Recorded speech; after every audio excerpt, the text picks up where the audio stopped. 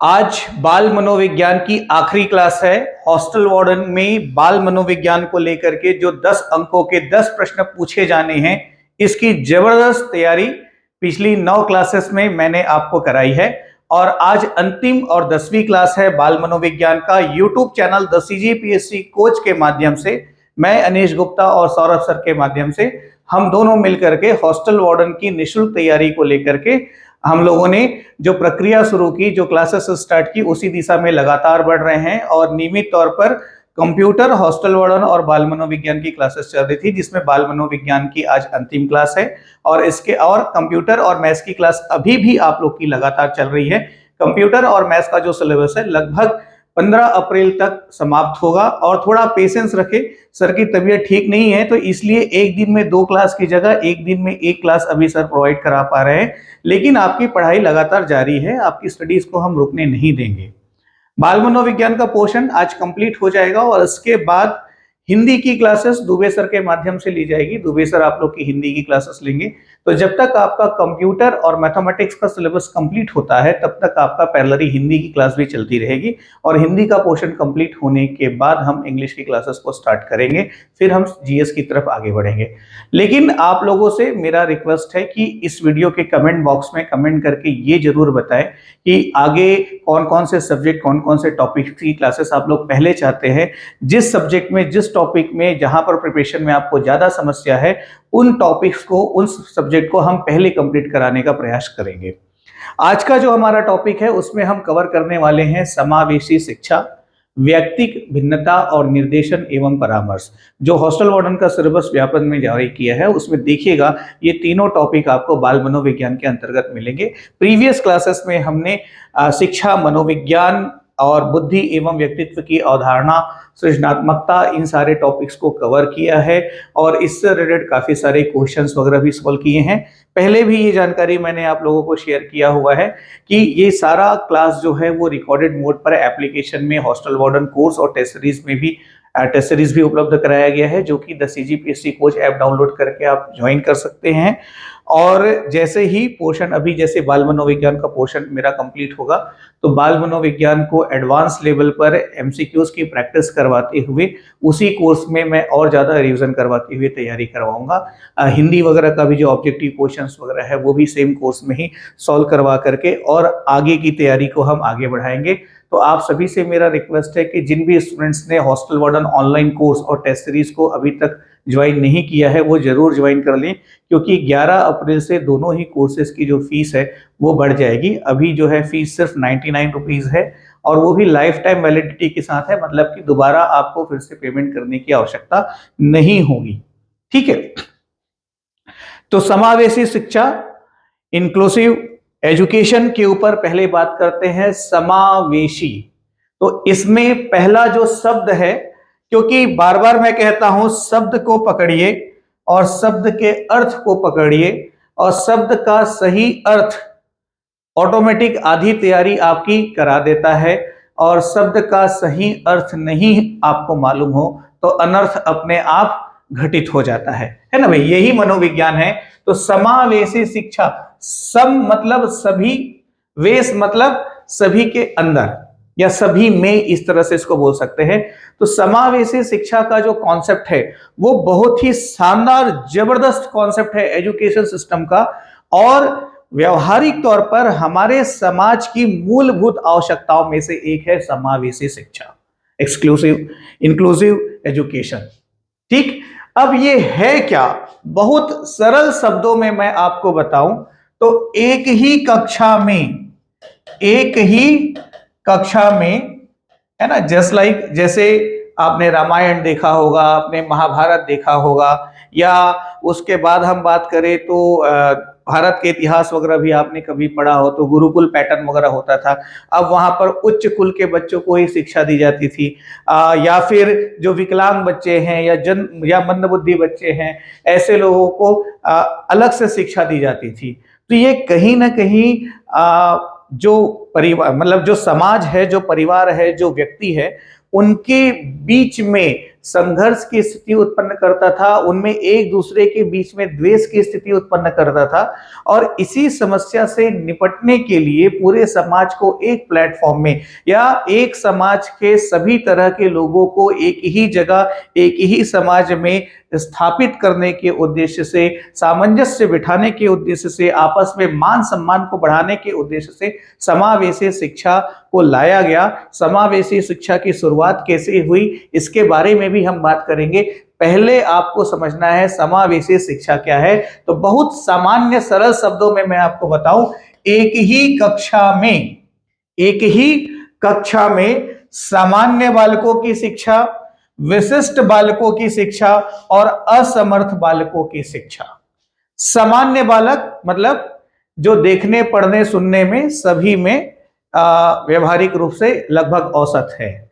विशिष्ट बालक मतलब जिसके पास कुछ विशेष योग्यताएं हैं, ठीक है, जैसे बहुत अच्छा हारमोनियम प्लेयर है, अरे बात समझ में, बहुत अच्छा म्यूजिक, बहुत बढ़िया गाना गाता है, या कुछ ऐसी विशेष योग्यता है जो सामान्यतः सभी बच्चों में नहीं पाई जाती। या असमर्थ बालकों की शिक्षा मतलब कोई ऐसा बालक है जो चलने में असमर्थ है, बोलने में असमर्थ है, देखने में असमर्थ है ना। तो इस तरह से तो समावेशी शिक्षा का कॉन्सेप्ट क्या कहता है कि सभी प्रकार के बालकों का जो शिक्षण है वो एक ही कक्षा में हो, बस इतना ही है समावेशी शिक्षा। अब इसी के ऊपर हम डिटेल में बात करते हैं। तो समावेशी शिक्षा क्या कहती है? समेकित शिक्षा किस ओर इंगित करती है? बिना भेदभाव के समाज के प्रत्येक वर्ग को शिक्षा प्रदान करके एक स्तर पर लाया जा सके, मतलब उनके बीच जो भिन्नता है उसको कम किया जा सके या समाप्त किया जा सके। तो एक ही स्तर पर लाना समावेशी शिक्षा का मूल उद्देश्य है। ठीक है, इसके अंतर्गत सभी प्रकार के विशिष्ट क्षमता वाले बच्चे या मंदबुद्धि, अंधे बालक, बहरे बालक, जो मैंने आपको उदाहरण बताया, सभी को एक साथ एक समान शिक्षा प्रदान की जाती है ना भाई। तो एक साथ एक समान एक ही कक्षा में शिक्षा प्रदान की जाती है, यही समावेशी शिक्षा है, इससे ज्यादा कुछ भी नहीं। लेकिन समावेशी शिक्षा को लेकर के, ठीक है, समावेशी शिक्षा को लेकर के सलमान का सम्मेलन 1994 में हुआ। कहां? 1994 में हुआ, कहां हुआ? स्पेन में। ठीक है, तो ये ध्यान रखिएगा, सलमान का सम्मेलन जो है किससे संबंधित है? सलमान का सम्मेलन जो है किससे संबंधित है? तो सलमान का सम्मेलन सबसे पहले किससे संबंधित है? समावेशी शिक्षा से संबंधित है। किससे संबंधित है? समावेशी शिक्षा से संबंधित है। सलमान का सम्मेलन कहां हुआ था? तो ये स्पेन में हुआ था। कब हुआ था? तो ये जून 1994 में हुआ था। ठीक है, सलमान का सम्मेलन किससे संबंधित है? ये समावेशी शिक्षा से संबंधित है। कहां हुआ था? स्पेन में हुआ था। कब हुआ था? जून 1994 में हुआ था। ठीक है, और इस सम्मेलन का जो उद्देश्य था, विशेष शैक्षिक आवश्यकताओं पर विशेष विश्व सम्मेलन, सुलभता और समता, ये इस सम्मेलन का थीम था। और इसका जो प्रारंभ है वो प्रत्येक बच्चे की चरित्रता, विशिष्टताएं, रुचियां, योग्यता, सीखने की आवश्यकता, ये सभी अनोखी होती है। अतः ऐसी शिक्षा प्रणाली में विशिष्टता और आवश्यकताओं की व्यापक विविधता का ध्यान रखना चाहिए। इस उद्घोषणा के साथ सलमान का सम्मेलन प्रारंभ हुआ। सलमान का सम्मेलन का मूल उद्देश्य जो था वो क्या था? समावेशी शिक्षा को शिक्षा पद्धति में लाना। ठीक है, तो आपकी परीक्षा के लिए महत्वपूर्ण क्या है? सलमान का सम्मेलन किससे संबंधित है? समावेशी शिक्षा से संबंधित है। कब हुआ? जून 1994 में हुआ। कहां हुआ? स्पेन में हुआ। और इसके माध्यम से क्या किया गया? इसके माध्यम से सभी वर्ग के बच्चों को बिना किसी भेदभाव के एक ही कक्षा में एक ही प्रकार से शिक्षा प्रदान करने की प्रक्रिया प्रारंभ की गई, मतलब समावेशी शिक्षा को शिक्षा पद्धति में शामिल किया गया। सिर्फ इतना ही आपको जानना है। फिर आगे देखिए, अब समावेशी शिक्षा को और डिफाइन करना हो तो यही यहां पर नोट्स पे मैंने मेंशन किया हुआ है। ये नोट्स मैं आपको the CGPSC course Telegram group में भेज दूंगा आज, तो वहां से आप डाउनलोड करके उसको देख करके नोट डाउन भी कर सकते हैं। और जैसा मैंने आपको बताया है कि हॉस्टल वार्डन को लेकर के संपूर्ण पाठ्यक्रम जो नया सिलेबस जारी हुआ है तो उसका संपूर्ण पाठ्यक्रम का अपडेटेड बुक परीक्षा के दृष्टिकोण से नोट्स के फॉर्मेट में अभी हम रेडी करवा रहे हैं और लगभग संभावना है कि 15 अप्रैल तक ये बुक जो है आपके पास पहुंच जाएगी, आपके आसपास उपलब्ध हो जाएगी। तो फिलहाल तो क्लास में लगातार बने रहें, जैसे ही बुक रेडी हो जाती है आप लोग को जरूर उसके बारे में बताया जाएगा और ऑनलाइन ऑर्डर के थ्रू आप छत्तीसगढ़ के किसी भी भाग में रहते हो ऑनलाइन ऑर्डर करके आप अपने घर पे उन बुक्स को मंगा पाएंगे। ठीक है, तो किसी भी प्रकार का कोई टेंशन नहीं लेना है। किसी भी परिस्थिति में 30 जून 2024 के पहले परीक्षा होगी नहीं, मतलब समय पर्याप्त है, तैयारी जबरदस्त करेंगे, जम के करेंगे और परफॉर्मेंस इस तरह का होगा कि सिलेक्शन लिस्ट में आपका नाम जरूर आएगा। ठीक है, इतनी तो उम्मीद मैं आप लोग से रखता हूं। तो समावेशी शिक्षा एक विचारधारा है, सभी बच्चों को नियमित विद्यालय व्यवस्था में समान शिक्षा प्राप्त करने का अधिकार है। ये समावेशी शिक्षा है। समावेशी शिक्षा में दिव्यांग, सामाजिक आर्थिक रूप से कमजोर, भाषाई अल्पसंख्यक, अलग अलग भाषा बोलने वाले बच्चे, अल्पसंख्यक मतलब कि एक पर्टिकुलर क्षेत्र में जिस धर्म जाति धर्म के लोगों की संख्या कम होती है उनको अल्पसंख्यक की श्रेणी में रखा जाता है। ठीक है, विभिन्न परिवेश से आए हुए विद्यार्थियों का शिक्षण कार्य जिसमें शिक्षक को विशेष शिक्षण कला एवं दक्षता से युक्त होना पड़ता है, इसलिए कहा जाता है कि समावेशी शिक्षा में कक्षा में विविधता का उत्सव मनाती है। तो ये ध्यान रखिएगा, एक वर्ड आपको एग्जाम के लिए प्रिपेयर करना है, समावेशी शिक्षा कक्षा में। समावेशी शिक्षा कक्षा में विविधता का उत्सव मनाती है, ये किसी भी प्रकार से प्रश्न में शामिल हो सकता है। ठीक है, कक्षा में उत्सव किस शिक्षा पद्धति के अंतर्गत मनाया जाता है? तो कक्षा में उत्सव समावेशी शिक्षा पद्धति के अंतर्गत मनाया जाता है। यह भी एक महत्वपूर्ण प्रश्न हो गया। समावेशी शिक्षा उस विद्यालय शिक्षा की ओर इंगित या संकेत करता है जो उनकी शारीरिक, बौद्धिक, सामाजिक तथा मानसिक या अन्य विभिन्न योग्यताओं को ध्यान में रखे बगैर बच्चों को शामिल करती है। मतलब किसी भी प्रकार का भेदभाव नहीं है। पूर्ण रूप से यह कहा जा सकता है कि समावेशी शिक्षा का अर्थ यह सुनिश्चित करना है कि कोई भी बच्चा शिक्षा में पीछे ना रह जाए। तो यह भी ध्यान रखना कि कोई भी बच्चा शिक्षा में पीछे न रह जाए। ये किस शिक्षा की ओर इंगित करता है? ये समावेशी शिक्षा की ओर इंगित करता है। इस तरह से नए प्रश्न आपकी परीक्षा में बनाए जा सकते हैं। सामान्य और मूलभूत प्रश्न होंगे और जो ऑप्शंस होंगे ऐसा पढ़ने से लगेगा कि चारों का चारों आंसर एकदम सही है, लेकिन जो स्टूडेंट ढंग से स्टडी नहीं किया है वो कंफ्यूज होके रहेगा। बाल मनोविज्ञान ऐसा पोर्शन है, इसीलिए मेरी प्रीवियस क्लासेस में भी आपने देखा होगा मेरा बार बार जो प्रयास है वो कंटेंट को एक्सप्लेन करने के साथ उनके बीच में डिफरेंस क्रिएट करना है, ताकि क्वेश्चंस के अकॉर्डिंग, मतलब मैं चाहता हूं कि प्रश्न को देख करके ही आंसर आपके दिमाग में आ जाए और ऑप्शन को पढ़ो तो आप आंसर को लेकर के 100% श्योर हो जाओ। तो मैं इसी दिशा में कार्य कर रहा हूं और आपको भी इसी दिशा में आगे बढ़ना है। फिर हम बात करते हैं किसका? समावेशी शिक्षा हेतु निर्देशन। तो निर्देशन के ऊपर बात करेंगे और परामर्श के ऊपर बात करेंगे। तो निर्देशन क्या है? निर्देशन का मतलब निर्देश देना। ठीक है, अब उदाहरण के लिए एक बहुत सामान्य सा उदाहरण मैं लेता हूं। ठीक है, निर्देशन को बहुत विस्तार से समझना है तो चलो उसी बहाने क्या है, थोड़ी सी बातचीत भी हो जाएगी। अब जैसे आपने कहा कि सर मेरे को प्याजी भजिया बनाने का मन कर रहा है। अब देखना, सुनने वाले कुछ लोगों को भूख लगने लगेगी, है ना भाई, और जिसको खाने की इच्छा होगी वो आ जाइएगा हमारे सेंटर पर, है ना भाई, उपलब्ध हो जाएगा। तो प्याजी भजिया मान लो बनाने का मन कर रहा है, आप मेरे को कहते हो, आपने कभी बनाया नहीं है लेकिन आप चाहते हो कि आपसे बिगड़े भी मत, बढ़िया बन जाए। तो आपने कहा सर आप मेरी हेल्प कर दो। तो मैं बोला ठीक है भाई, तो पहले ऐसा करो कि गैस में कढ़ाई को रखो और तेल डालो और तेल के गर्म होने का इंतजार करो और इस दौरान बेसन ले लो, उसमें थोड़ा सा नमक डालो, सोडा डालो और पानी डाल करके उसको इतना फेंटना बोलते हैं, तो इतना फेंट लो कि उसमें बेसन के जो रेसे हैं या दाने हैं वो पूरी तरह से समाप्त हो जाए। फिर प्याज को बारीक काट लो और उसके बाद उसको आराम से बेसन में डुबाओ, फिर छोटा छोटा गोला बना करके गरम तेल में डालते जाओ। वो फ्राई होकर के बहुत शानदार प्याजी भजिया बनने लगेगा। स्वाद का आनंद और बढ़ाना होगा तो बढ़िया मिर्ची की चटनी वगैरह जो है नींबू डाल करके और बना लीजिएगा, आनंद आ जाएगा, है कि नहीं। तो यहाँ पे मैंने क्या किया, मैंने आपको प्याजी भजिया बनाने का निर्देश दिया।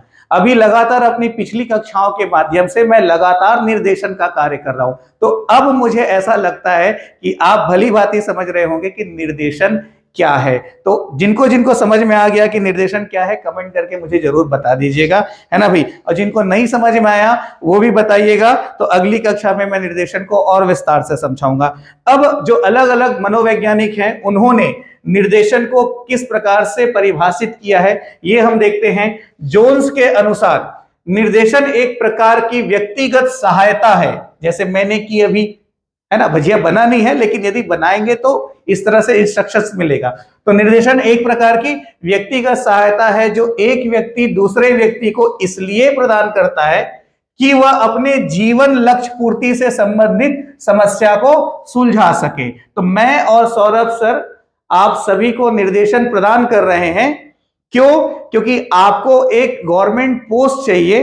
हॉस्टल वार्डन के 300 पदों के लिए आप तैयारी कर रहे हो। जिन भी स्टूडेंट्स का हमारे प्रयासों से सिलेक्शन होगा, है ना भाई, तो उसके जीवन की एक बहुत बड़ी समस्या को क्या किया, हमने सुलझा दिया। ऐसा किसका कहना है? ये जोन्स का कहना है।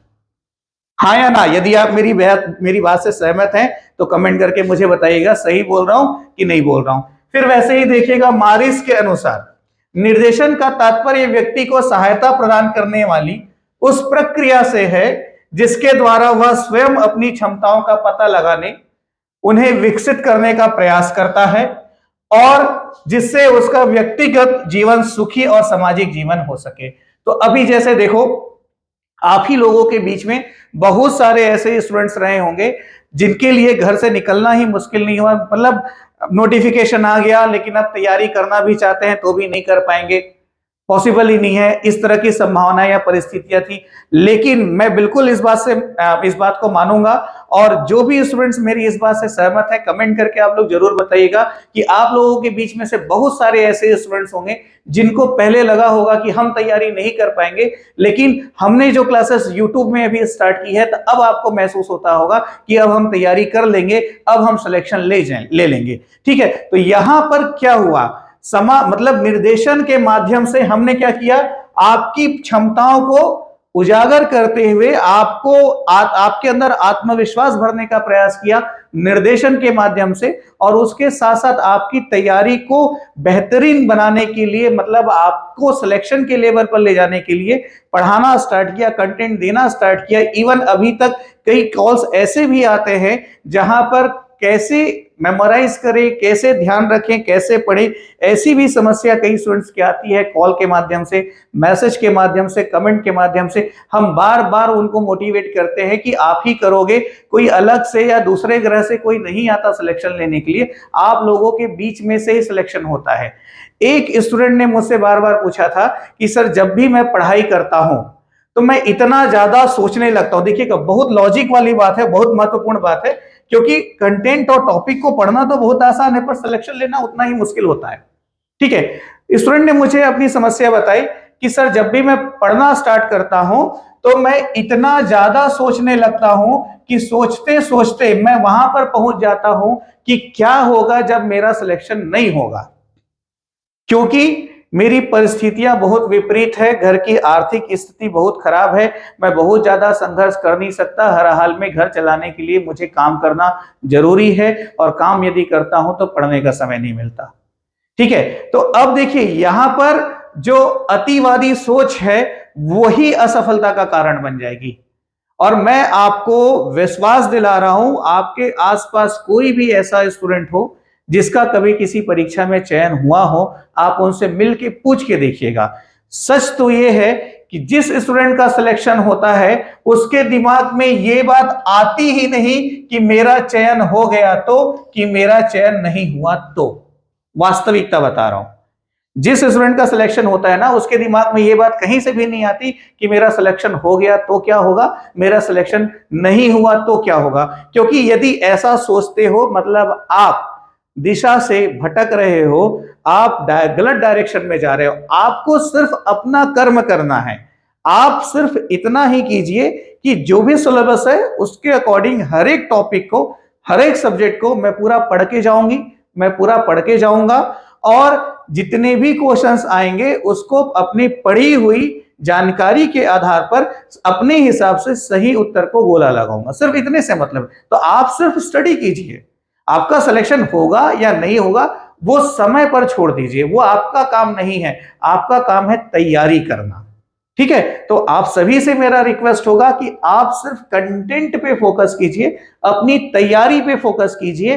परीक्षा होगा तो क्या होगा, नहीं होगा तो क्या होगा, इन सारी चीजों से आपको कोई लेना देना नहीं है। ठीक, वापस टॉपिक के ऊपर आते हैं। स्किनर के अनुसार, तो स्किनर ने क्या कहा, निर्देशन युवक को सहायता देने की वह प्रक्रिया है जिसके द्वारा वह स्वयं के सतह, दूसरों के साथ और परिस्थितियों के साथ समायोजन करना सीखता है।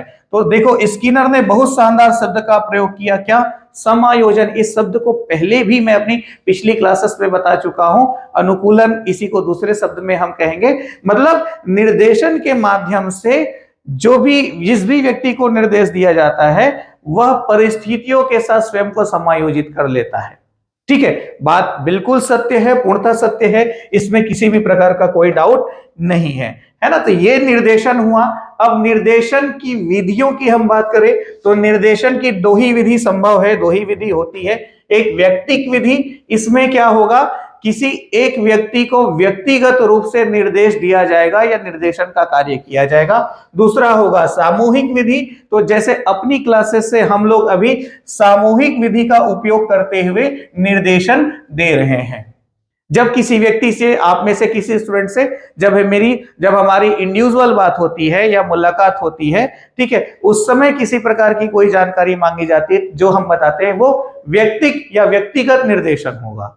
ठीक है, तो अभी अपनी क्लासेस के माध्यम से हम क्या कर रहे हैं, सामूहिक विधि का प्रयोग करते हुए आपको हॉस्टल वार्डन की पूरी तैयारी कराते हुए सिलेक्शन के करीब एक एक दिन करके लेते जा रहे हैं। बीच में 2 दिन पहले मेरी क्लास अभी 2 दिन से नहीं आई, इसका मतलब ऐसा बिल्कुल नहीं है कि आपकी तैयारी नहीं होगी या हम अपनी रिस्पॉन्सिबिलिटी से भाग गए, भटक गए या नहीं करवाने वाले हैं। आप भरोसा रखिए, क्या होता है, किस कंटेंट को आपको देना है, किस टाइप के क्वेश्चंस को आपको सॉल्व कराना है, क्योंकि वैसे भी सब्जेक्ट अपने आप में बिल्कुल अलग है। मैं तो समझता हूं कि आप में से अधिकतर लोग पहली बार इस सब्जेक्ट को पढ़ रहे होंगे। जो जो स्टूडेंट्स पहली बार इस सब्जेक्ट को पढ़ रहे हैं, कमेंट बॉक्स में जरूर मुझे कमेंट करके बताइएगा। तो ऐसी परिस्थितियों में, अच्छा, हॉस्टल वार्डन के सिलेबस में पहली बार बाल मनोविज्ञान शामिल हुआ, तो यह भी बहुत आवश्यक है कि किस तरह के प्रश्न बन सकते हैं। अरे बात समझ में। अब यदि ऐसा बिल्कुल नहीं होना चाहिए कि मैंने पूरा पढ़ाया और एक भी क्वेश्चन नहीं आया, तो ये भी गलत हो जाएगा। तो इन सब चीजों को देखने, सोचने, समझने में ही इतना समय लग जाता है। मतलब आज की जो क्लास है ना, इसके पीछे 3 दिन की मेहनत है, मेरी 3 दिन की मेहनत है।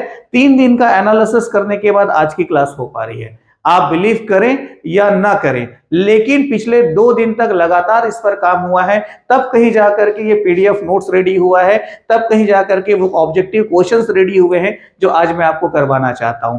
तो 10 क्लास बाल मनोविज्ञान की मैंने दी है। आज की क्लास को मिला करके मैं 100% आपको बता रहा हूं कि 10 में से 10 प्रश्न आपसे इन क्लासेस के माध्यम से बनेंगे। और तैयारी को और परफेक्ट करने के लिए जो टेस्ट सीरीज है उसमें लगातार मैं आपको बाल मनोविज्ञान के क्वेश्चंस के लिए क्वेश्चंस दूंगा टेस्ट के लिए, और उसके साथ साथ जो कोर्सेज है उसमें भी 50-50 या 25-25 क्वेश्चंस के सेट्स ला करके बाल मनोविज्ञान का और रिवीजन आपको करवाता रहूंगा बीच बीच में। ठीक, फिर देखें निर्देशन के प्रकार। तो निर्देशन व्यक्तिगत हो सकता है ना भाई, निर्देशन सामाजिक हो सकता है, निर्देशन शैक्षिक हो सकता है, निर्देशन स्वास्थ्यगत हो सकता है। अब ये बड़ा आसान है स्वास्थ्यगत वाला ना। आप कभी भी किसी भी व्यक्ति के सामने कुछ भी समस्या शेयर कीजिएगा हेल्थ को लेकर के, कि मतलब मेरा सर दुखते रहता है, तो सामने वाला ना आपको 5 सलाह तुरंत दे देगा, और जितने व्यक्तियों को आप समस्या बताओगे उतने व्यक्ति आपको सलाह दे देंगे। सलाह एक ऐसी चीज है जो बिना मांगे मुफ्त में सभी को मिलती है। तो जैसे ही कोई व्यक्ति आपको सलाह दे, आप तुरंत उसे कहिएगा कि अभी अच्छी बात है, वो दवाई लाके दे दोगे क्या? सारी बात समझ में। उसके बाद वो व्यक्ति आपको अनावश्यक रूप से सलाह देना बंद कर देगा। ठीक, तो फिर देखिए ये स्वास्थ्यगत निर्देशन हुआ, व्यवसायिक निर्देशन हुआ।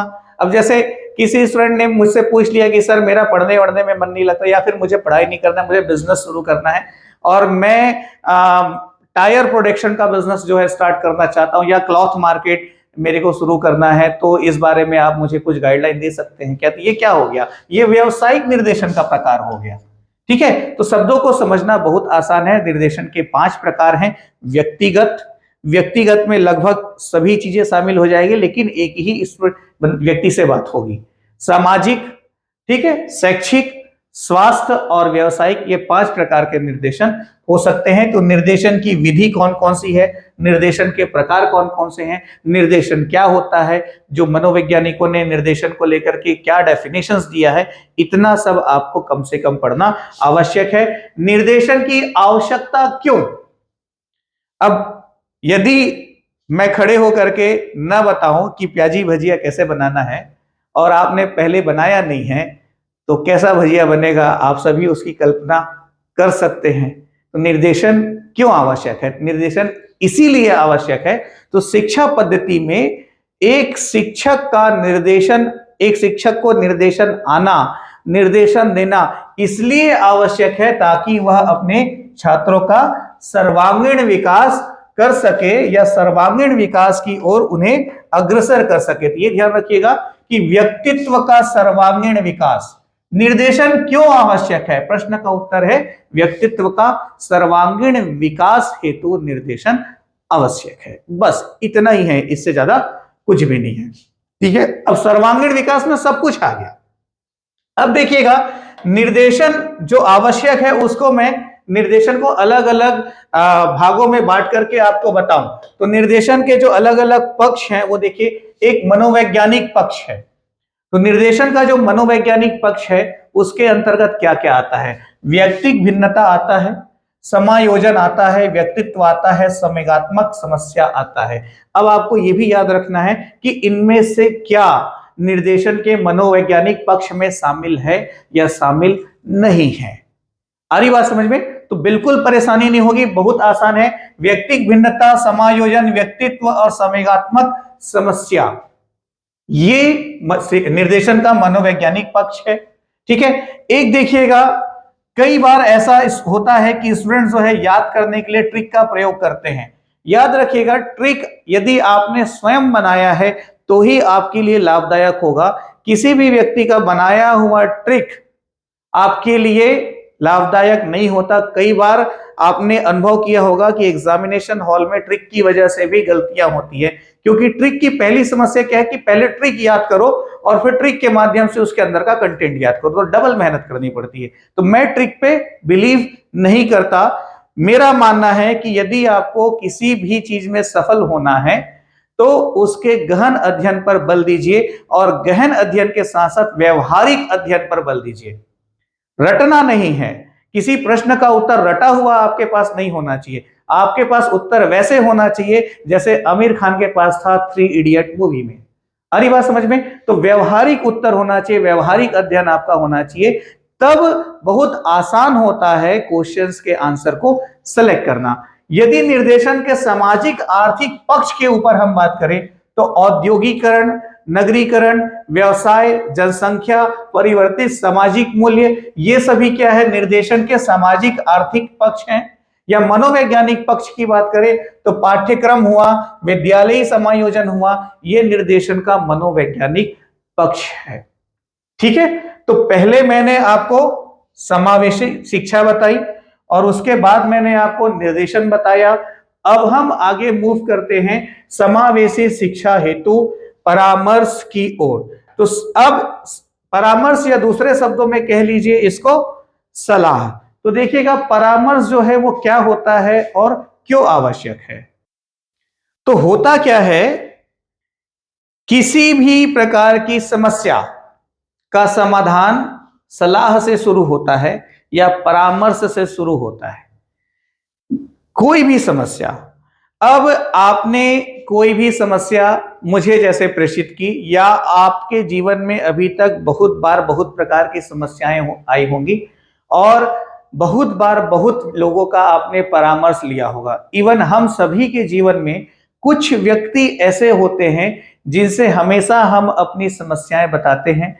मेरे भी जीवन में समस्या आती है, मैं भी परामर्श ग्रहण करता हूं उन व्यक्तियों से जिनके परामर्श पे मुझे भरोसा होता है, जिनसे मैं प्रेरित होता हूं, ठीक है, या जो मुझे समझते हैं।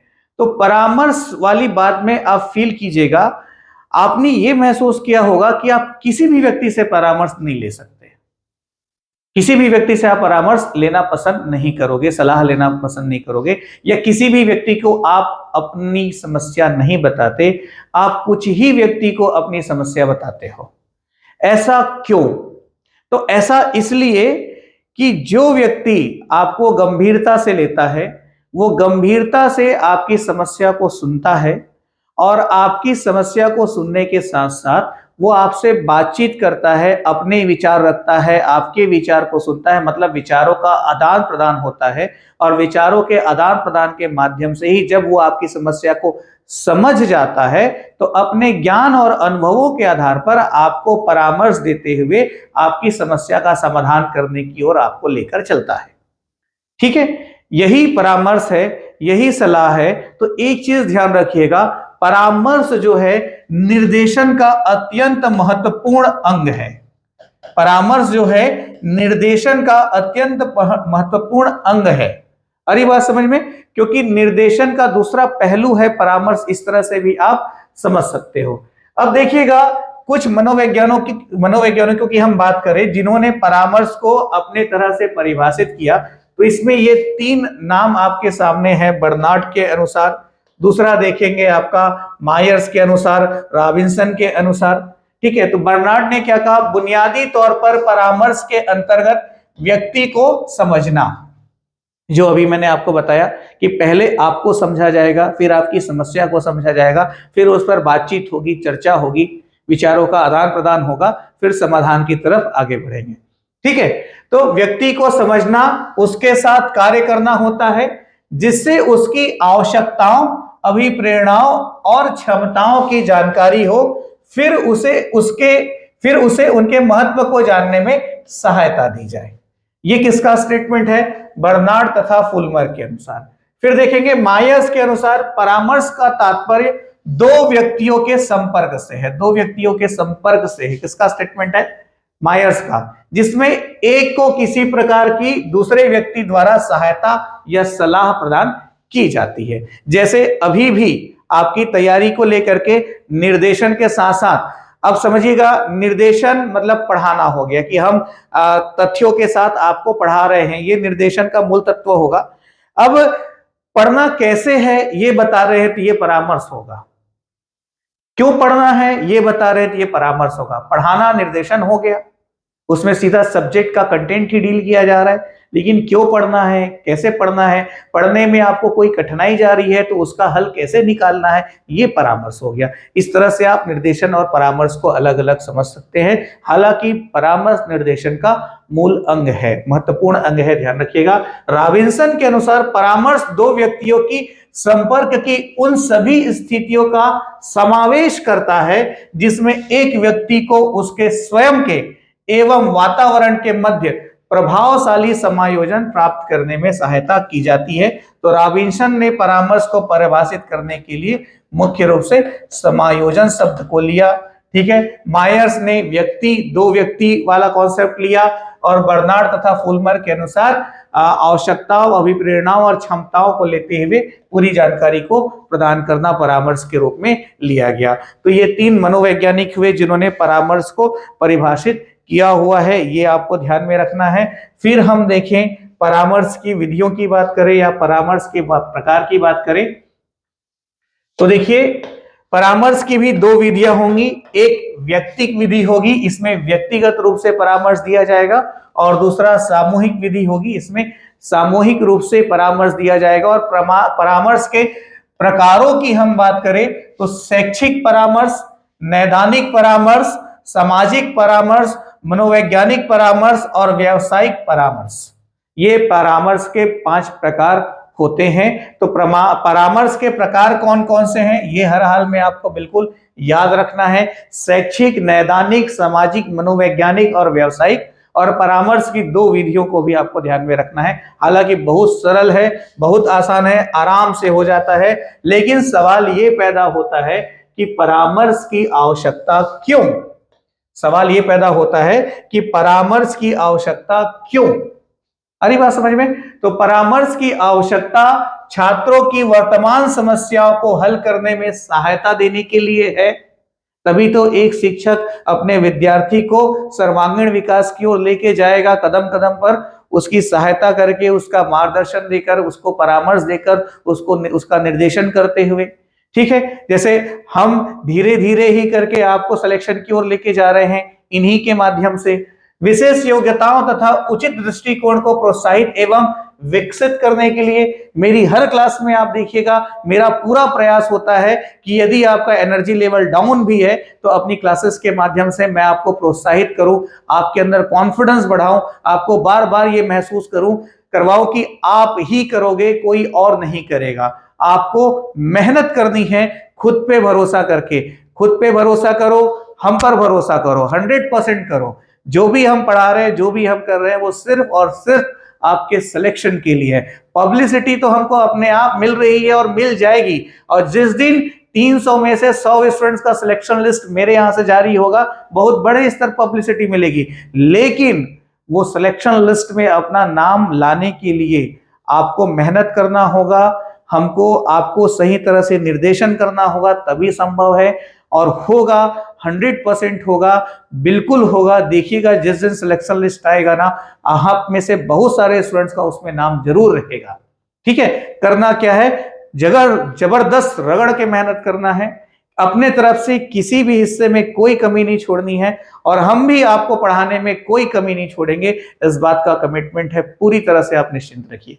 ठीक है, तो ये देखिए, फिर परामर्श की आवश्यकता शैक्षिक तथा व्यावसायिक चयन की योजना बनाने में छात्रों की सहायता करना, छात्रों को अपने उत्तरदायित्व को समझने में सहायता देना, छात्रों को सामाजिक और संवेदनात्मक सामंजस्य स्थापित करने में सहायता करने के लिए। तो एक बार पढ़ करके हल्का फुल्का समझ करके रखना है कि परामर्श की आवश्यकता क्यों है।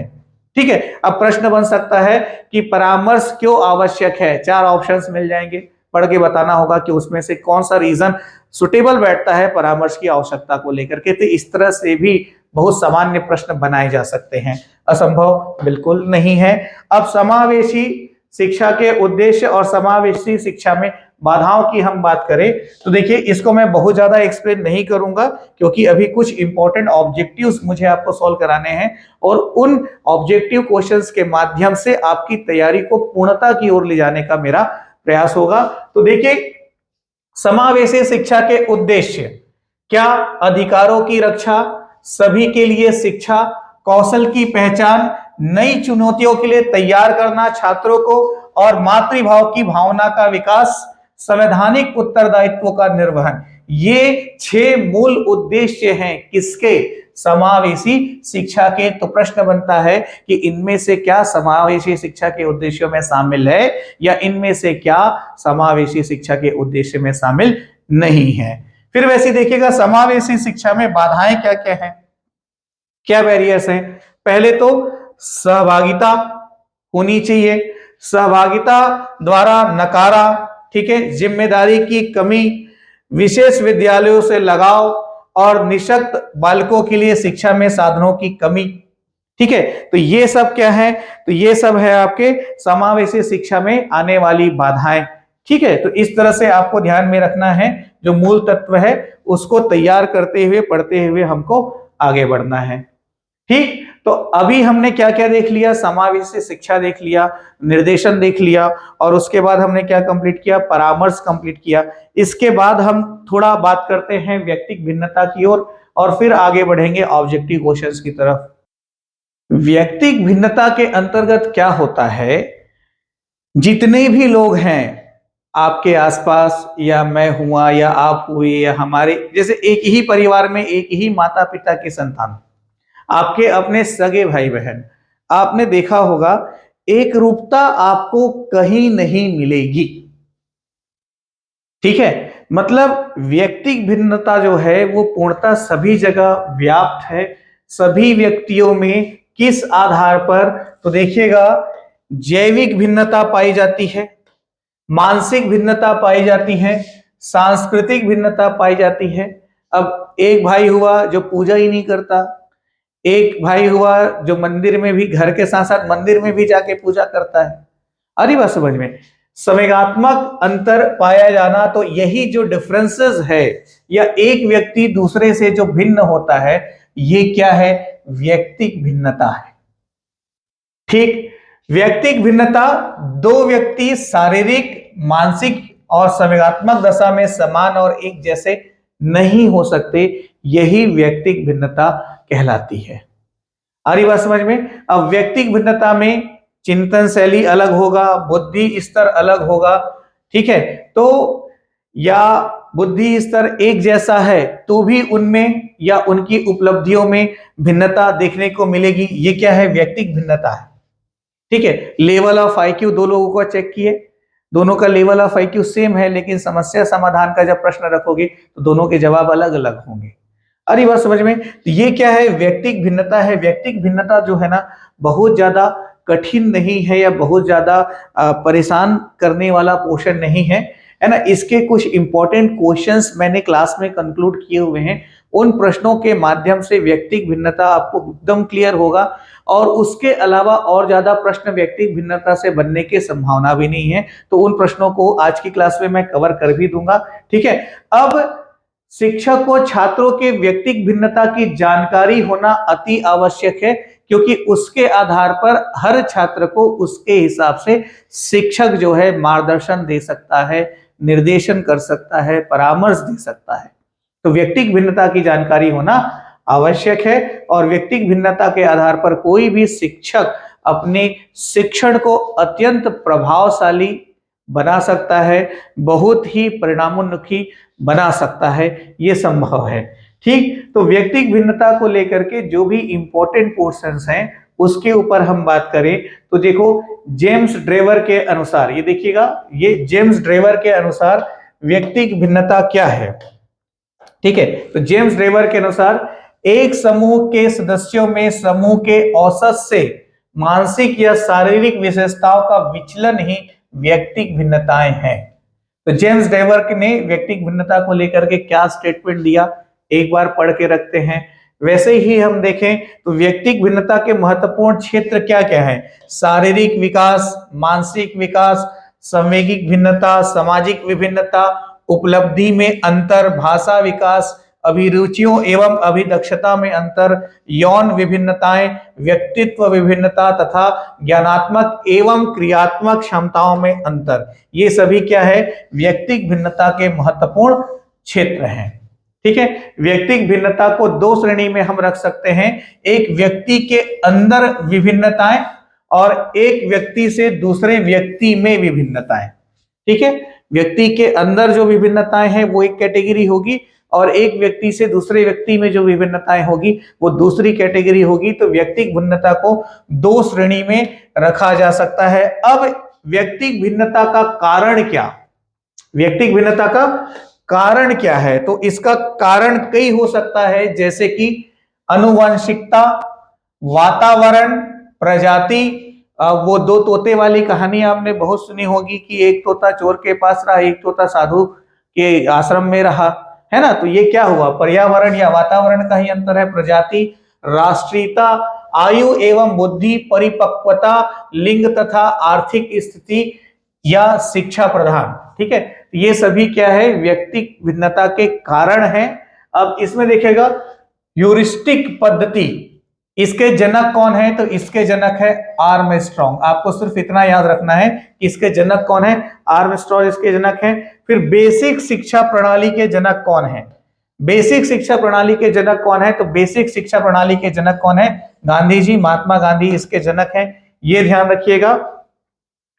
फिर देखते हैं क्रोव एंड क्रोव के अनुसार, क्रोव एंड क्रोव के अनुसार हम बात करें तो विशिष्ट प्रकार या विशिष्ट शब्द ऐसे गुणों या उस गुण को रखने वाले व्यक्ति पर लागू किया जाता है जिसके कारण व्यक्ति अपने साथियों का ध्यान अपनी ओर आकर्षित करता है। ये विशिष्ट गुण हुआ, ठीक है। जैसे हो सकता है यदि मेरे पढ़ाने से आपको चीजें समझ में आती है और आपको लगता है कि हाँ, पहली बार इस सब्जेक्ट को पढ़ने के बावजूद चीजें क्लियर हो रही हैं, तो कहीं ना कहीं आपको सही तरह से पढ़ा पाना एक विशेष गुण हो गया मेरे अंदर। तो विशेष गुण क्या होता है? जो आपको भीड़ में अलग पहचान दिलाता है, जो भीड़ में अलग पहचान दिलाता है। ठीक है, फिर बात करें व्यक्तिगत भिन्नता के अंतर्गत, है ना भाई, तो कारण तो इसका मैंने बता दिया। अब एक शब्द होता है परिपक्वता, है ना भाई, परिपक्वता, मैच्योरिटी। तो इस शब्द का मतलब क्या है? तो परिपक्वता उस स्थिति को कहते हैं जिसमें बच्चा स्वयं कार्य को करने में अपने आप को सक्षम पाता है। तो परिपक्वता उस स्थिति को कहते हैं जिसमें छात्र स्वयं अपने कार्य को करने में सक्षम पाता है, उसको परिपक्वता कहा जाता है। प्रोजेक्ट प्रणाली की शुरुआत कहां हुई? तो इसकी शुरुआत अमेरिका में हुई और इसके खोजकर्ता किलपैट्रिक थे, ये ध्यान रखना है। डाल्टन प्रणाली, ये मिस हेलेन पार्कहर्स्ट ने इसकी शुरुआत की थी। इकाई या विमेरिका प्रणाली, इसके जनक डॉक्टर कार्ल्टन है, कार्ल्टन बाशबर्न है, ये ध्यान में रखना है।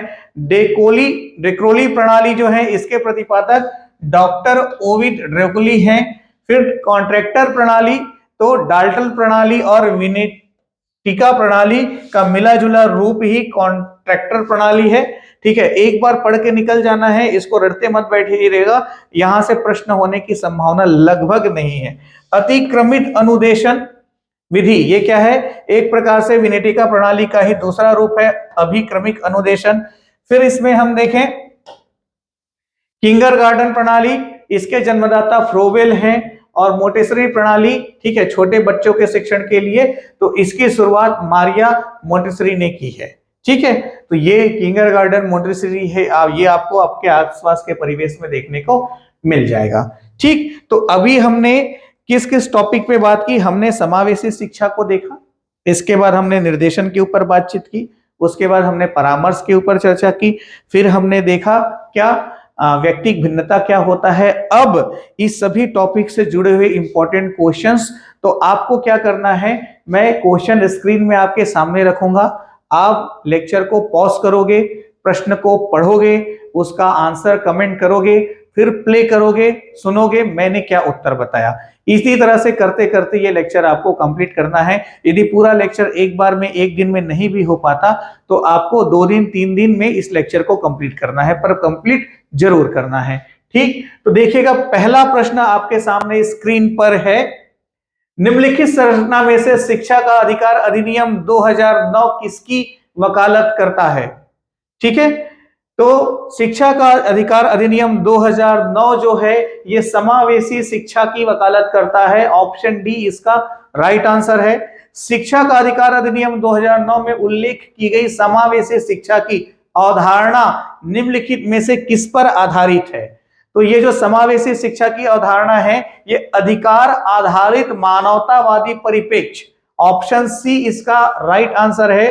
प्रश्न क्रमांक 2 का देखिएगा, है ना, अधिकार आधारित मानवतावादी परिप्रेक्ष्य, है ना, इस अवधारणा पर आधारित है शिक्षा का अधिकार अधिनियम 2009 में शामिल किया गया समावेशी शिक्षा जो है। ये 2 प्रश्न हुए। प्रश्न क्रमांक 3 की हम बात करें तो समावेशी शिक्षा का अभिप्राय क्या है?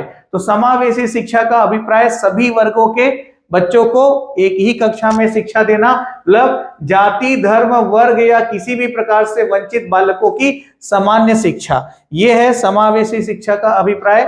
समावेशी शिक्षा इंगित करती है, क्या इंगित करती है?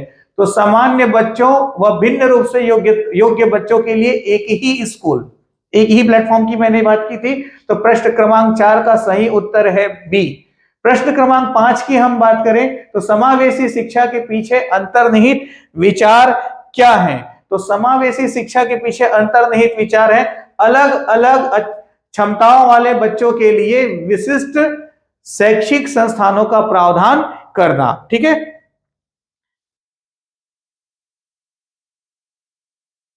एक मिनट, प्रश्न क्रमांक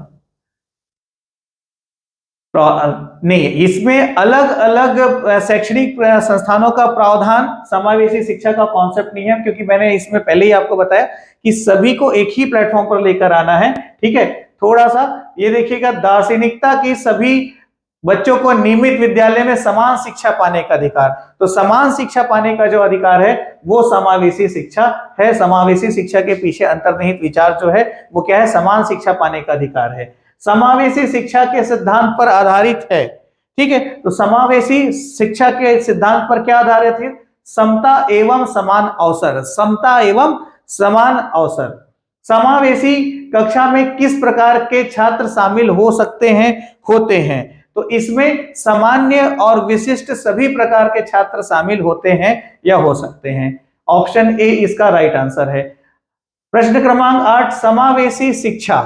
ठीक है, जो ऑब्जेक्टिव बुक हमारी रेडी हो रही है उसमें सभी भागों से उच्च स्तर के परीक्षा उपयोगी महत्वपूर्ण प्रश्नों का कलेक्शन हमारे द्वारा भी किया जा रहा है। और मैं आपको यकीन दिलाऊं, क्लास के साथ सब्जेक्टिव बुक को एक बार पढ़ लिया आपने और 2 से 3 बार ऑब्जेक्टिव बुक को, एक ही बुक को 2-3 बार आपने सॉल्व कर लिया तो 100% आपका सिलेक्शन हो जाएगा। इस लेवल पर कंटेंट आपके लिए हम तैयार कर रहे हैं। ये सारे प्रश्न जो है उसी के अंश हैं। ठीक है, समावेशी शिक्षा कक्षा में विविधता का उत्सव मनाती है ना। तो आज की क्लास में मैंने आपको बताया भी है कि कक्षा में उत्सव कौन मनाता है। तो समावेशी शिक्षा विविधता में कक्षा में विविधता का उत्सव मनाती है। देखो ये क्वेश्चन बन भी गया। समावेशी शिक्षा उस विद्यालय शिक्षा व्यवस्था की ओर इंगित करती है जो ठीक है। अब देखिए इसमें 4 ऑप्शंस आपके सामने हैं। तो केवल बालिका शिक्षा को बढ़ावा देने पर बल देती है, जो सभी निरयुक्त बालकों को शामिल करती है, नहीं ऐसा नहीं है। समावेशी शिक्षा उस विद्यालय शिक्षा व्यवस्था की ओर संकेत करती है जो उनकी शारीरिक, बौद्धिक, सामाजिक, भाषिक या अन्य विभिन्न योग्यता स्थितियों को ध्यान में रखे बगैर बच्चों को शामिल करती है। ठीक है, समावेशी शिक्षा का अर्थ है, तो समावेशी शिक्षा का अर्थ क्या है? प्रत्येक बच्चे अधिगम परिणाम एक हो, नहीं, निःशक्त को मुख्य धारा में शामिल करना, नहीं, 14 वर्ष से कम उम्र के बच्चों को अनिवार्य शिक्षा देना, नहीं, यह सुनिश्चित करना कि कोई बच्चा शिक्षा में पीछे न रह जाए, यह समावेशी शिक्षा का अर्थ है। तो ऑप्शन डी प्रश्न क्रमांक 10 का सही उत्तर है। प्रश्न क्रमांक 11, यह विचारधारा है कि सभी बच्चों को एक नियमित विद्यालय व्यवस्था में समान शिक्षा प्रदान करने का अधिकार हो। ठीक है, तो ये कौन कहता है? तो समान शिक्षा की बात या नियमित समान शिक्षा की बात कौन कहता है? तो समान शिक्षा की बात समावेशी शिक्षा करता है। ठीक है, तो प्रश्न क्रमांक 11 का सही उत्तर सी हो जाएगा, समावेशी शिक्षा। समावेशी शिक्षा मानती है कि हमें किनको अनुरूप, किसको किसके अनुरूप बदलना है। ठीक है, तो यहां पर देखिएगा, समावेशी शिक्षा मानती है कि हमें व्यवस्था को बच्चे के अनुरूप बदलना है, तो ऑप्शन बी इसका सही उत्तर है। प्रश्न क्रमांक 13, सभी के लिए विद्यालयों में सभी की शिक्षा निम्नलिखित में से किसके लिए प्रचार वाक्य हो सकता है?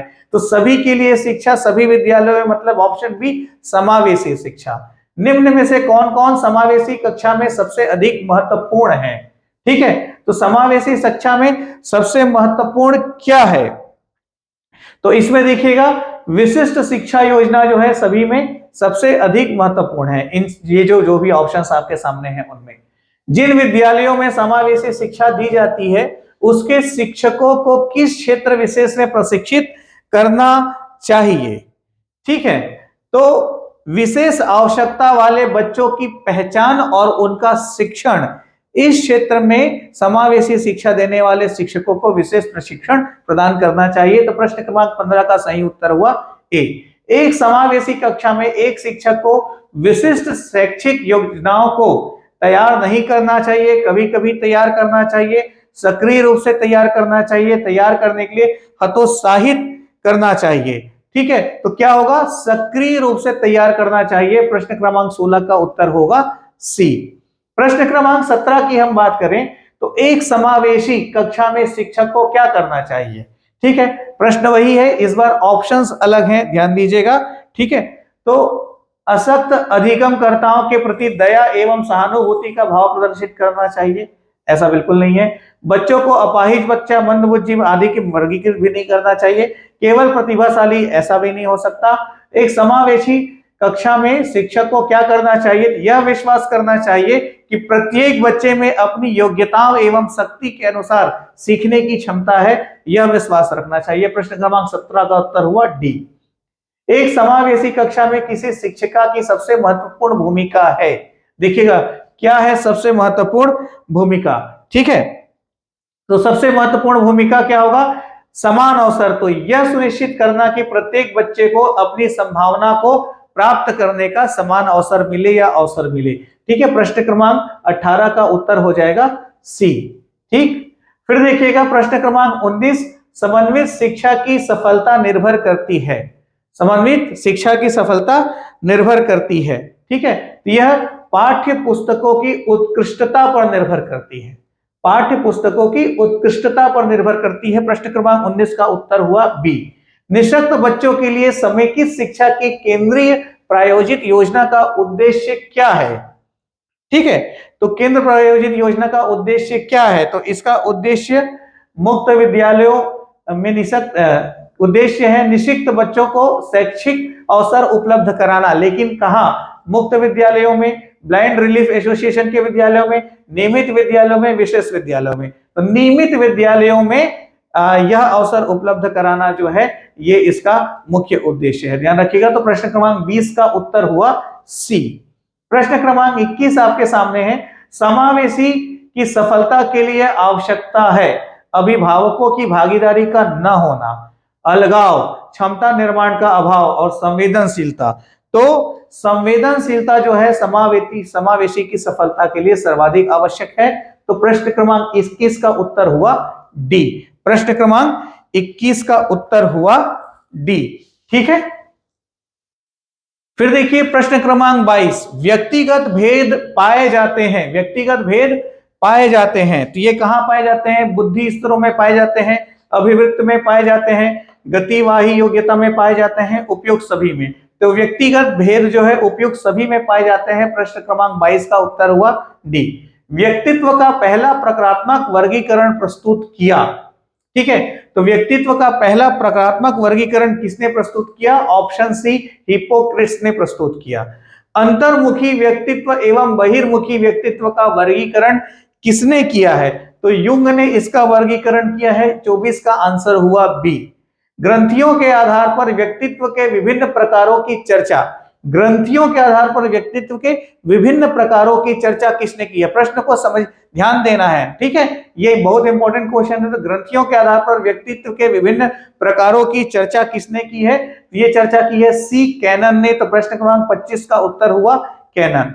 क्लाउड पिक्चर टेस्ट निम्न में से किसके मापन में प्रयुक्त होता है, तो क्लाउड पिक्चर टेस्ट जो है व्यक्तित्व के मापन में प्रयुक्त होता है। तो ऑप्शन बी इसका सही उत्तर है प्रश्न क्रमांक 26 का। पूर्व अनुभव के आधार पर संवेदना को अर्थ प्रदान करना कहलाता है। तो पूर्व अनुभव के आधार पर संवेदना को अर्थ प्रदान करना क्या कहलाता है, तो ये कहलाता है प्रत्यक्ष ज्ञान। क्या कहलाता है, प्रत्यक्ष ज्ञान। प्रश्न क्रमांक 27 का सही उत्तर है बी, प्रत्यक्ष ज्ञान। रोशार्क इंक ब्लड टेस्ट का प्रयोग निम्न में से किसके मापन हेतु किया जाता है, तो ये व्यक्तित्व के मापन हेतु किया जाता है। 28 का सही उत्तर है ए। मूल प्रवृत्ति की एक विशेषता है जो पाई जाती है, ठीक है। तो ये किसमें पाई जाती है, सभी प्राणियों में, तथा यह जन्मजात व प्राकृतिक होती है जो मूल प्रवृत्ति होती है। तो प्रश्न क्रमांक 29 का सही उत्तर हुआ सी। प्रश्न क्रमांक 30 है, बालकों में व्यक्तिगत विभिन्नता के लिए निम्न में से कौन सा कारक जिम्मेदार है, ठीक है। तो इसमें कौन सा कारक जिम्मेदार है व्यक्तिगत भिन्नता के लिए, तो व्यक्तिगत भिन्नता के लिए बुद्धि जिम्मेदार है। प्रश्न क्रमांक 30 का सही उत्तर हुआ बी, बुद्धि जो है व्यक्तिगत भिन्नता के लिए जिम्मेदार है। प्रश्न क्रमांक 31, व्यक्तियों में एक दूसरे से भिन्नता क्यों होती है, व्यक्तियों में एक दूसरे से भिन्नता क्यों होती है, तो इसके कारण मैंने आपको बताया, वंशानुक्रम और वातावरण के बीच अन्योन्य क्रिया के कारण। तो ऑप्शन बी इसका सही उत्तर है।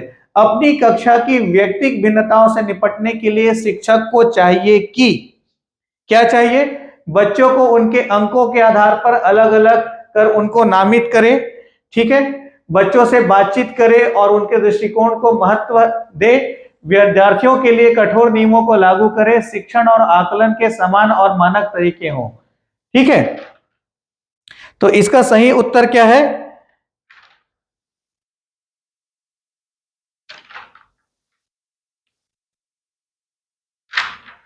ठीक। तो बच्चों को उनके अंकों के आधार पर अलग अलग कर उनको नामित करें। तो व्यक्तिगत भिन्नता से निपटने के लिए शिक्षक को चाहिए कि बच्चों को उनके अंकों के आधार पर अलग अलग कर नामित करे। प्रश्न क्रमांक 32 का सही उत्तर हुआ शिक्षार्थियों की व्यक्तिगत भिन्नताओं के संदर्भ में शिक्षका को चाहिए कि क्या चाहिए, विविध प्रकार की अधिगम परिस्थितियों को उपलब्ध कराना जिससे सभी प्रकार के बच्चों को सिखाया जा सके। तो 33 का सही उत्तर होगा ए। फिर हम अगले प्रश्न की बात करें, मानव व्यक्तित्व परिणाम है। मानव व्यक्तित्व किसका परिणाम है? ठीक है, मानव व्यक्तित्व किसका परिणाम है? तो केवल अनुवांशिकता का नहीं, पालन पोषण शिक्षा का नहीं, अनुवांशिकता और वातावरण की अंतःक्रिया का। ऐसा ही एक प्रश्न अभी हमने देखा। तो 34 का सही उत्तर हुआ सी। शिक्षार्थी व्यक्तिगत भिन्नता प्रदर्शित करते हैं, अतः शिक्षक को क्या चाहिए? सीखने के विविध अनुभवों को उपलब्ध कराना चाहिए। प्रश्न क्रमांक 35 का सही उत्तर हुआ डी। और अंतिम प्रश्न है, हम सभी अपनी बुद्धि, प्रेरणा, अभिरुचि आदि के संदर्भ में भिन्न होते हैं, यह सिद्धांत क्या किससे संबंधित है? तो यह सिद्धांत व्यक्तिगत भिन्नता से संबंधित है। ठीक है, तो इस तरह से आज की टॉपिक से रिलेटेड 36 इंपॉर्टेंट क्वेश्चंस के ऊपर भी हमने बात की। प्रश्नों का उत्तर मैंने आपको बताया। देखिए, जो पीडीएफ मैं आपको शेयर कर रहा हूं उसमें आपको सिर्फ क्वेश्चंस मिलेंगे। आंसर के लिए वीडियो लेक्चर के थ्रू ही आप आंसर की तरफ मूव करते हैं, या फिर क्लास अटेंड करते हैं, आप सारे क्वेश्चन नंबर और आंसर जो मैंने आपको बताया वो नोट डाउन कर ले और दोबारा उसको फिर स्टडी करना हो, रिवीजन करना हो तो फिर से आप उसका लाभ उठाएं। ठीक है, तो मैं निश्चित तौर पे ऐसा मानता हूं कि आप सभी टेस्ट सीरीज का बेनिफिट लेते हुए अपनी तैयारी को आगे बढ़ाएंगे। द सीजीपीएससी कोच एप्लीकेशन जो है गूगल प्ले स्टोर से डाउनलोड करके आप hostel warden test series join कर सकते हैं। काफी सारे टेस्ट जो हो चुके हैं वो भी आपको उपलब्ध करवाए जा रहे हैं और किसी भी टेस्ट को कितने भी बार अटेम्प्ट लेने की सुविधा है। मतलब हम चाहते हैं कि बार बार आप टेस्ट को देते रहो। एक टेस्ट को दे लिया तो जब भी खाली समय मिले दोबारा फिर से दो। उससे ये फायदा होगा कि जो प्रश्न हम कलेक्ट करके टेस्ट ले रहे हैं उन क्वेश्चंस का आंसर आपको याद होता जाएगा। और प्रीवियस क्लास में भी मैंने ये चीज आपको बताई थी कि 100 में से 50-55 क्वेश्चन का आंसर तो आपको पहले से ही रटा हुआ होना चाहिए। इतनी तैयारी आपको करके जानी है और इतनी तैयारी हर हाल में हम आपकी इतनी करवा देंगे, बुक से, क्लास से, ऑब्जेक्टिव बुक से, टेस्ट सीरीज से। ठीक है, अब रही बात खर्च वगैरह की, तो थोड़ा सा आपको मैं ये जरूर क्लियर कर दूं, जैसे YouTube में जो हम क्लासेस आपको अवेलेबल करा रहे हैं वो पूरी तरह से फ्री है, उसके कोई चार्जेस नहीं है, कोई फीस नहीं है। इस बात में किसी भी प्रकार का कोई डाउट नहीं है ना। लेकिन अब जैसे मैंने कहा कि अभी जो हॉस्टल वार्डन की नए सिलेबस के अकॉर्डिंग जो बुक हम रेडी करवा रहे हैं, तो हम इतने सक्षम नहीं है कि ये बुक आपको निःशुल्क रूप से उपलब्ध करा सके, या इसी का एमसीक्यूज वाला जो बुक रेडी हो रहा है, ठीक है, ये भी आपको हम निःशुल्क उपलब्ध नहीं करा सकते, क्योंकि कहीं ना कहीं सर्वाइवल के लिए कुछ फाइनेंशियल सोर्सेस हमारी भी आवश्यकता होती है। ठीक है, हाँ, लेकिन चार्जेस इतने ज्यादा नहीं है कहीं पर भी कि कोई भी स्टूडेंट इसका वहन न कर सके। ठीक है, एक टेंटेटिव मैं आपको बता देता हूं कि ये दोनों बुक जो है ना लगभग 600-700 रुपए में आपको मिलेगा। और वैसे ही 99 रुपीज में टेस्ट सीरीज है और 99 रुपीज में ही पूरा रिकॉर्डेड कोर्स है। मतलब 1000 रुपए से कम में आपकी पूरी तैयारी हॉस्टल वार्डन की हमारी तरफ से हो रही है। हालांकि YouTube की जो क्लासेस है वो पूरी तरह से फ्री है, उसके लिए आपको किसी भी प्रकार का पेमेंट करने की आवश्यकता नहीं है। क्लासेस हमारे चैनल में बने रहेंगे। और अब बाल मनोविज्ञान का पोर्शन आज की क्लास से कंप्लीट होता है और कौन कौन से टॉपिक्स को पहले करना चाहिए ये सब आप लोग कमेंट करके मुझे बताएंगे। और अभी आप लोग का मैथ्स और कंप्यूटर की अल्टरनेट क्लासेस चल रही हैं, एक दिन में एक क्लास चल रही है। सर की तबीयत थोड़ी ठीक नहीं है, तो तबीयत खराब होने के बावजूद सौरभ सर जो है काफी एफर्ट लगा रहे हैं आप लोगों के लिए। बहुत अच्छी बात है ये, आपको भी उतना ही एफर्ट लगाना है क्लासेस को लाइक करने में, शेयर करने में, कमेंट करने में, क्लास कैसी लगी ये बताने में बिल्कुल भी कंजूसी आप लोग ना करें। थोड़ी मेहनत आप भी करें। आज की एक क्लास के लिए 3 दिन मैंने आपके लिए लगाया है, तो मेरे लिए 3 मिनट आप भी लगा सकते हो।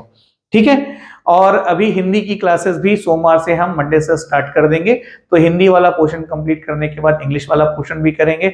मतलब कि सिलेबस का जो पूरा टॉपिक है वो पूरा पूरा कवर होगा।